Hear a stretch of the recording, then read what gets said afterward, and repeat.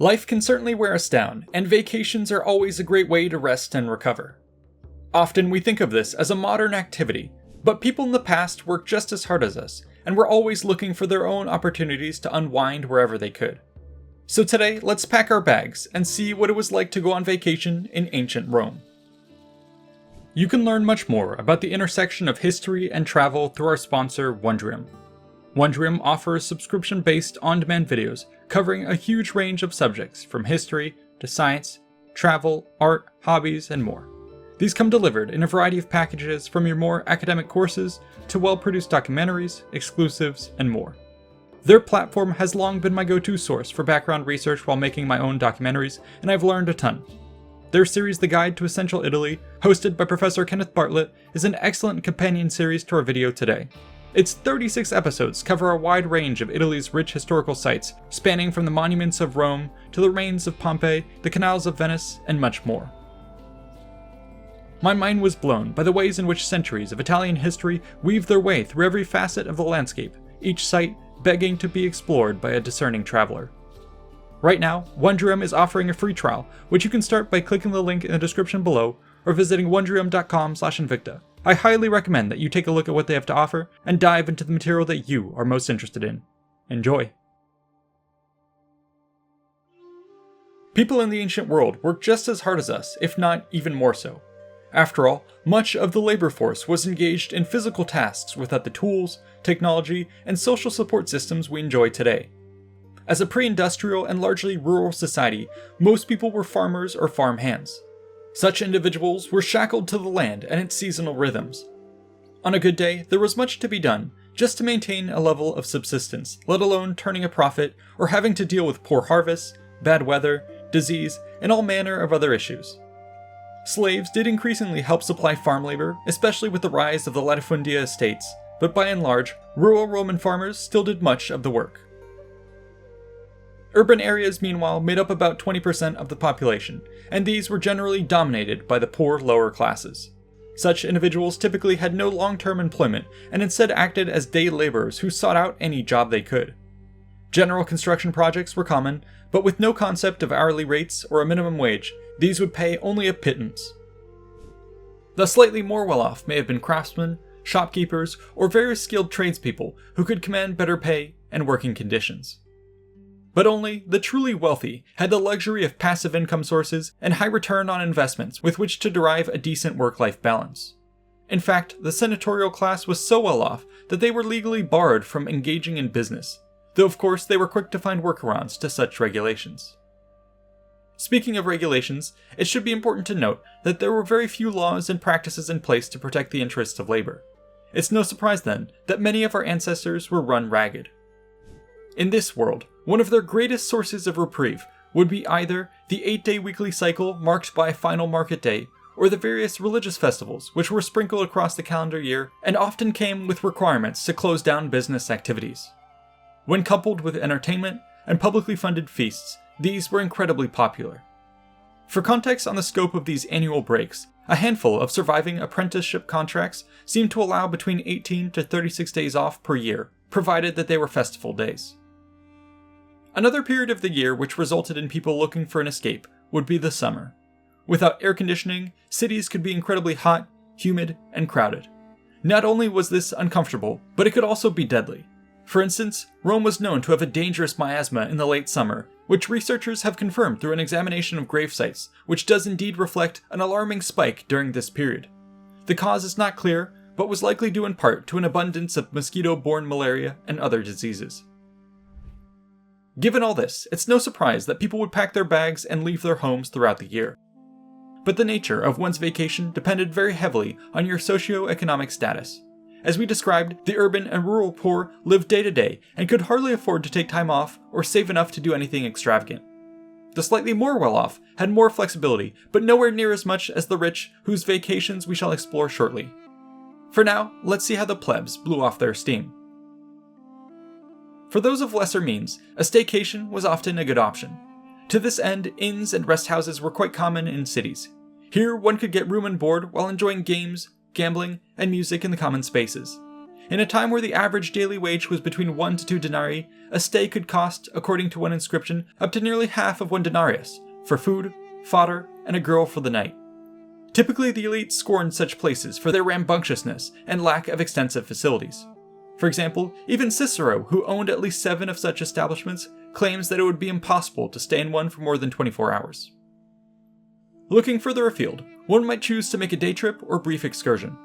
This might be a fishing trip, a lakeshore swim, a visit to a friend's farmhouse, or all manner of other diversions.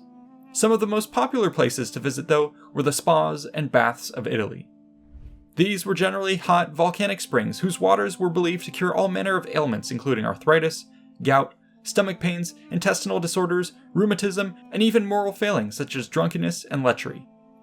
The smell of sulfur rarely deterred those searching for relief, and apparently people were even encouraged to drink the water. Many of these establishments were a short, easy journey from Rome and came with lodgings to encourage people to stay. Patrons with enough money might take advantage of special facilities like steam baths, which were not only relaxing, but seen as even more medically potent than the spas themselves, supposedly promoting fertility in women and curing insanity in men. But it wasn't just adult workers who went on vacation. Other, lower-class folks taking a break would have included students and soldiers. Academic vacations, for instance, were quite popular. In these, a teacher would commonly take their students out of town during the summer, spending time at villas along the way. These trips not only allowed for an escape from the heat, but also served to teach pupils about the region and forge useful contacts with the local elites. The resources of a villa were more than adequate to put up a group of students for a short period of time, and these field trips were fondly remembered years later by many of our sources. Military vacations, or taking a leave of absence, was also a regular occurrence. Records indicate that in fact up to 25% of a legion could, at any given time, be away on leave. Officers, of course, received the most leeway with this, being able to take months off, often either to visit home, nearby acquaintances, or to tour the local region. Germanicus was famous when stationed in Syria for taking leave to go down to Egypt to see the sights. These servicemen had a strict time by which they were to return, but this could be waived in the case of extenuating circumstances that hindered them, such as flooding. The only downside? A soldier had to pay a fee to a centurion to be allowed on vacation, and often such trips had a way of draining their savings rather quickly. Some lucky folks, though, did live in places which were seen as natural vacation spots. They hardly needed to travel and took full advantage of this. Pliny the Younger, in his letter to Caninius, relates the following, quote, "There is in Africa a town called Hippo, situated not far from the seacoast. It stands upon a navigable lake, communicating with an estuary in the form of a river, which alternatively flows into the lake, or into the ocean, according to the ebb and flow of the tide. People of all ages amuse themselves here with fishing, sailing, or swimming." In fact, it was this town whose youths would befriend a local dolphin and cause such a sensation that tourists flocked from across the empire to see. We cover this fascinating story in another video if you're interested. But now that we've reviewed the sorts of activities enjoyed by the lower classes, let's see what vacations were like for the upper classes. It turns out that among the elite, vacations were actually a regular occurrence, if not an expectation. Time away from Rome was considered to be essential for any proper individual, though taking this to excess was heavily frowned upon. When the Emperor Tiberius, for example, decided that he preferred his private island to the city, rumors flew about his vile deeds, each story wilder than the last. A good bit of time away from Rome, though, during the summer, was very much encouraged, and so these aristocrats routinely left Rome en masse. But where did they go? Generally, they were headed out to a villa. Anyone worth their salt would own at least one, if not more, and sometimes such properties were even doled out to favored friends and supporters. A typical villa functioned like a home away from home, with all the facilities and staff necessary to maintain a truly lavish lifestyle. They had dining halls, kitchens, farms, baths, libraries, ball courts, theaters, and more. The opulence of these mansions was stunning, owing to the fierce competition between neighbors who often invited one another over to show off. Architecture was certainly important in these displays of wealth, but so too was landscaping.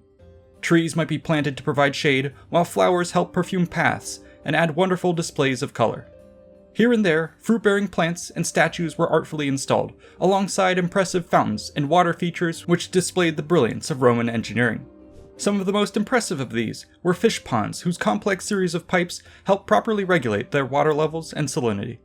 Under the supervision of skilled keepers, such aquariums were said to boast dazzling displays of wildlife for all to enjoy.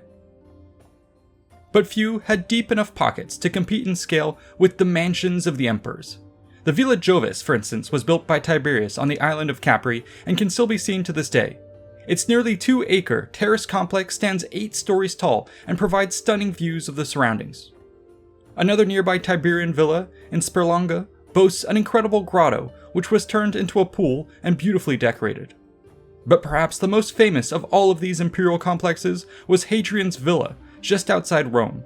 Spanning over 250 acres, it had 30 buildings of various styles and functions, with countless gardens, parks, ponds, pools, fountains, and more. Naturally, the location of an estate was critical, and each would offer a different experience. Those in the hill country provided shady forests and idyllic meadows where one might practice riding and hunting, while those near the sea provided breezy shores and sunny beaches where one might bask or swim. The region of Tusculum, just 25 kilometers from Rome, was quite popular as a convenient retreat. Most big names in Roman history owned a villa there at one time or another, including Caesar, Cicero, Cato, Pliny, Sulla, Pompey, and more. The Campania region, some 300 kilometers from Rome, took a few days to get to, but was certainly worth the trek. It was here, along the Gulf of Naples and the Amalfi Coast, that one truly arrived in vacation heaven. This region was a thriving tourist spot with many resort and retirement towns such as Puteoli, Pompeii, Herculaneum, and Naples. We must therefore imagine many scenes along the shore during a hot summer as being none too different than today. In the Odyssey, for instance, we hear of how Nausicaa and her friends bathed and played with a ball at the beach, while in his Orations, Cicero mentions people collecting seashells, and in De Constantia, Seneca mentions how, quote, children at the beach bring out the likenesses of the great houses by building up sand. But while some areas were family-friendly, others certainly were not. Baiae, in particular, was notorious for its hedonistic lifestyle, with a reputation akin to that of Las Vegas or Miami. At various times it was described as, quote, the vortex of luxury, and, quote, the harbor of vice. Here one could indulge in beach parties and endless nights of drinking alongside the most rich and powerful of Rome. The philosopher Seneca bemoans its existence as follows, quote, do you suppose that Cato would ever have dwelt in a pleasure palace, that he might count the lewd women as they sailed past, the many kinds of barges painted in all sorts of colors, the roses which were wafted about the lake, or that he might listen to the nocturnal brawls of serenaders? But aside from these curmudgeons, some travelers appear to have gone abroad in search of even more exotic locales. As mentioned previously, the town of Hippo in North Africa, with its friendly dolphin, drew great crowds, while temples and ancient wonders across the world also served as magnets for tourism. One of the most interesting of these was perhaps Sparta, where the town, long past its prime, had set up a theme park of sorts meant to bring back the glory of its legendary history. With so many potential vacation destinations to choose from, it's no wonder travelers could prove indecisive. Here's how Seneca described such a dilemma. Quote, people set out on journeys with no particular objective in view. They wander down the coast. In a purposeless way, they go by sea. They go by land, always wishing that they were doing something else. Let us go to Campania. Nah, small resorts are a bore. Rough country is the thing to see. Let us go to Bruttium and see the ranches of Lucania. Once in the bush, they must find a nice resort. After the extensive tedium of these uncultivated districts, something civilized is needed for their cultured gaze to feed on. Let us go to Tarentum. People are always talking about its harbor and its splendid winter climate. Nah, let's go back to Rome. It seems a lifetime since they last heard the applause and din of the games. Thus, one journey succeeds another, and one sight is changed for another. But for a truly grounded experience of what a Roman vacation was like, I wanted to share with you an extended first-hand account from Pliny the Younger. He writes the following, quote, so you wish to know how I plan the summer days I spend in Tuscany? Well, I wake when I like, usually about sunrise, often earlier, but rarely later.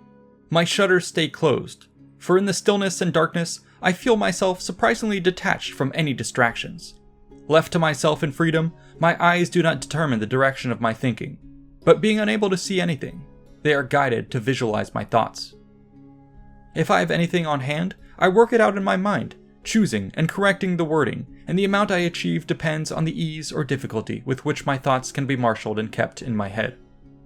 Then I call my secretary. The shutters are opened and I dictate what I have put into shape. He goes out, is recalled, and again dismissed. Then, 3 or 4 hours after I first wake, I betake myself according to the weather, either to the terrace or the covered arcade, work out the rest of my subject, and dictate it. Then I go for a ride, and spend the time in the same way as when walking or lying down. My powers of concentration do not flag, and are in fact refreshed by the change. After a short sleep and another walk, I read Greek or Latin speech aloud, with emphasis, not so much for the sake of my voice as my digestion, though of course both are strengthened by this. Then I have another walk, am oiled, take exercise, and have a bath. If I'm dining alone with my wife, or with a few friends, a book is read aloud during the meal, and afterwards we listen to a comedy or some music. Then I walk again with the members of my household, some of whom are well educated. Thus the evening is prolonged with varied conversation, and even when the days are at their longest, comes to a satisfying end. Sometimes I vary this routine, for if I have spent a long time on my couch, or taking a walk, after my nap and reading, I go out on horseback instead of in carriage, so as to be quicker and take less time. Part of the day is given up to friends who visit me from neighboring towns, and sometimes comes to my aid with a welcome interruption when I am tired. Occasionally I go hunting, but not without my notebook, so that I shall have something to bring home, even if I catch nothing. I also give some time to my tenants. They think it should be more, and the boorishness of their complaints gives fresh zest to our literary interests and the more civilized pursuits of town. I hope through this and other examples, we've given you a better appreciation of daily life in the past. I know that for me, just thinking about what people did for fun or to relax truly humanizes our ancestors. All too often, we get lost in our pursuit of understanding how everything they did was somehow in the service of some greater historical narrative, while in reality, they were just as human as you or I, making their way through life at the pace which suited them, and without concern for what some observer millennia later might think. Anyways, if you'd like to see more of this sort of content, definitely let me know, and head on over to our Patreon where you can get awesome art downloads for each episode, access sneak previews, and vote on upcoming topics. A huge thanks to our patrons for funding the channel, and a big shout out to the researchers, writers, and artists for making this episode possible. Be sure to like and subscribe for more content, and check out these other related videos. See you in the next one.